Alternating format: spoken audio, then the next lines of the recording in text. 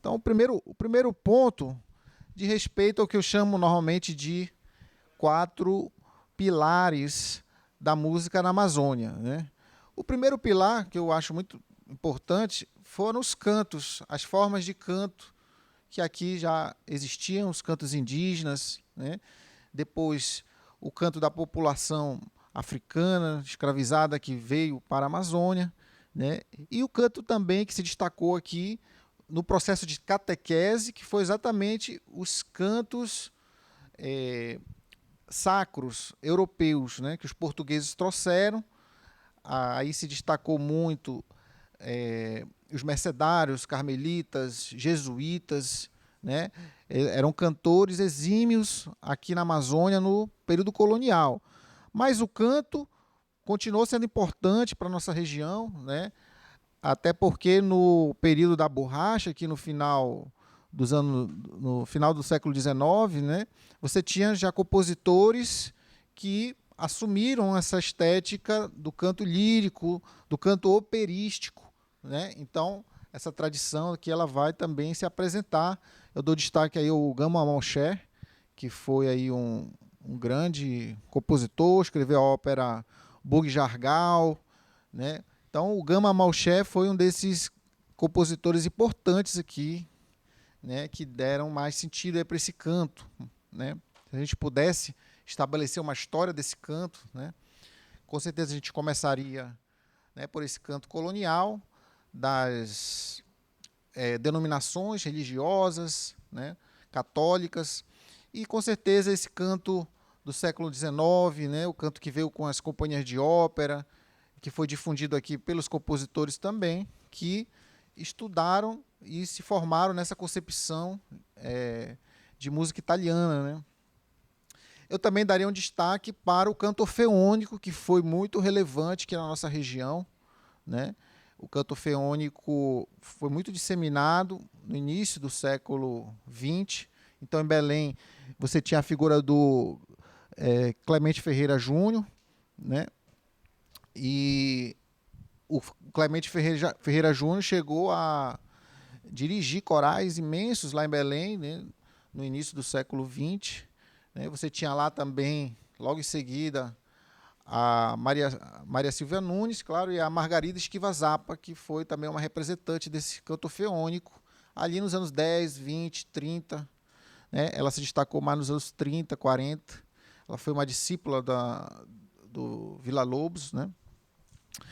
Então, é difícil dizer que há uma forma de cantar específica na Amazônia, porque isso nunca foi observado assim, nunca foi defendido. Eu acho que foi pouco estudado, mas cabe aos cantores, né, despertarem para isso, para tentar visualizar a possibilidade de um canto na Amazônia. É difícil dizer, por exemplo, quando você ouve cantores mais modernos, né, vamos pegar o Zezinho Correia, aqui no Amazonas, ou Nilson Chaves, é difícil dizer que tem uma forma de cantar específica, mas também é difícil dizer que eles não cantam de uma forma muito específica, singular, né? Caberia a gente aprofundar uma reflexão, né, sobre isso. Exatamente. Um outro ponto aí desses 4 pilares, né, são os batuques afro-ameríndios, né? Mas o corimbó é um desses tambores importantes aí, afro-ameríndios, né? O corimbó no Pará, mas aqui no Amazonas eu destacaria o gambá, né? Como sendo aí um desses importantes instrumentos que compõem esse segundo pilar aí, que são os batuques afro-ameríndios, tá? Então, com certeza, os batuques afro-ameríndios são muito, muito importantes para a música da Amazônia. Em cada estado e cada região a gente vai observar instrumentos diferentes, formas de tocar diferentes, né? Então, acho que isso aí é uma riqueza inestimável que nós temos aqui como patrimônio cultural da nossa região, que são esses batuques. O terceiro ponto desses 4 pilares, né? O terceiro pilar é justamente as bandas civis e militares, né, na nossa história. Esse pilar é muito importante, né? Ele forma a nossa música, conforma a nossa música, né? E vem desde o século XIX essa influência. Alguns historiadores já chamaram atenção para essa história, para essa tradição. Por exemplo, Vicente Salles, né? Ele tem um emblemático livro lançado em 1985, né? Que é a Sociedade de Euterpes, onde ele chama atenção para a importância das bandas de música nos interiores do Pará. Ele fala também no caso do Amazonas.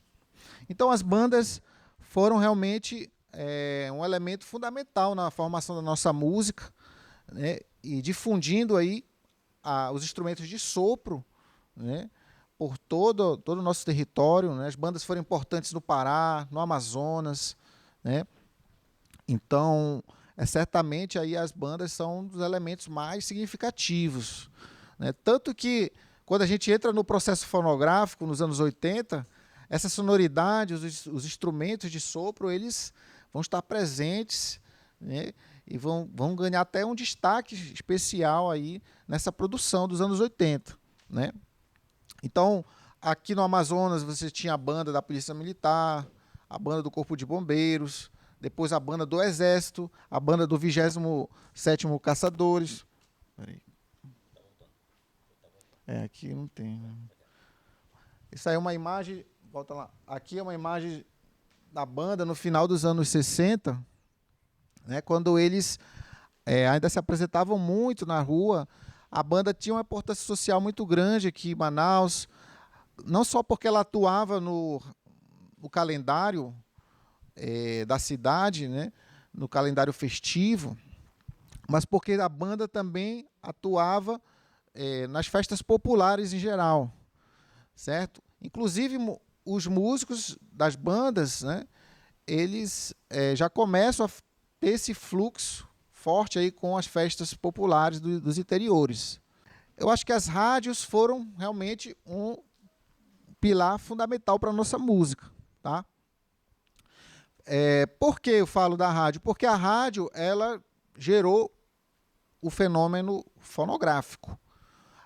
Os primeiros estúdios da região amazônica, os primeiros estúdios da nossa região, né, tanto em Belém como em Manaus, eles surgiram a partir de rádios.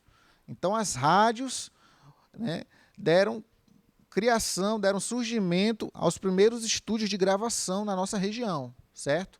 No caso de Belém, foi o grupo Raulan, né, e a Rádio Marajoara. Né?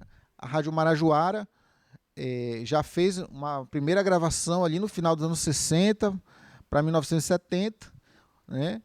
E inclusive o primeiro disco de carimbó do Mestre Veriquete foi gravado aí na Rádio Marajoara em 1970. E em 1975 o grupo Raulan, lá em Belém, já inaugura o seu primeiro selo fonográfico, lançando artistas locais, regionais, né?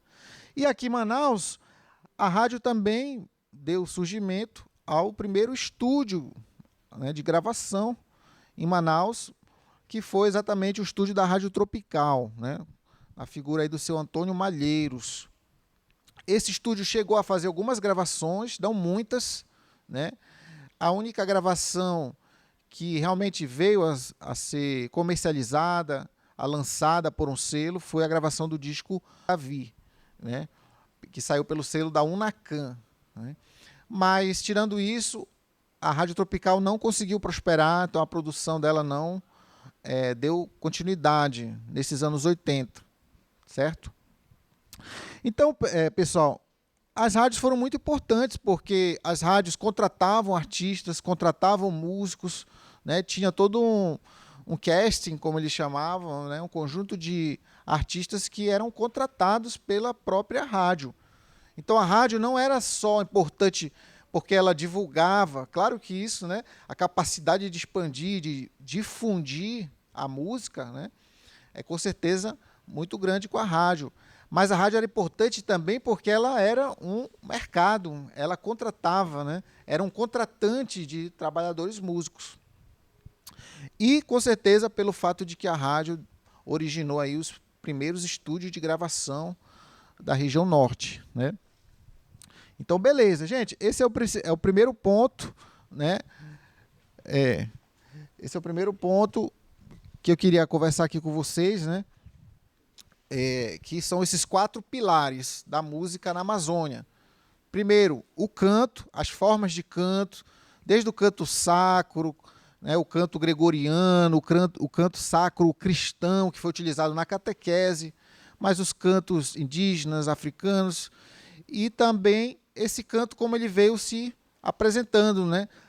O bel canto, que era praticado nos teatros, e depois a difusão do canto orfeônico também. Eu daria esse destaque para o canto, né? Em segundo lugar, aqui eu falei das bandas civis e militares e, em terceiro lugar, dos batuques afro-ameríndios. E, por fim, o quarto pilar, a rádio e a fonografia. Beleza. Vamos. A gráfica daqui realmente o Belém teve muito. A produção fonográfica de Manaus era toda feita em Belém. Mas nos anos 90 tem que fazer jus ao estúdio Tomazelli. Ao invés de Edson, que eu até fui um dos primeiros a gravar no estúdio do Edson, lá no Beija-Flor, dos anos 90, bem antes do Edson, já existiu o estúdio Tomazelli, que foi a base de todas as gravações, inclusive o grupo Carrapicho, que o Edson fazia parte, né, que ele era sanfoneiro do Carrapicho, eles gravaram anteriormente no Tomazelli. Então, assim, a gente tem que fazer uma justiça de que o do Edson foi um ponto muito alto, né? Realmente, a partir do Edson, a coisa ficou muito mais difundida.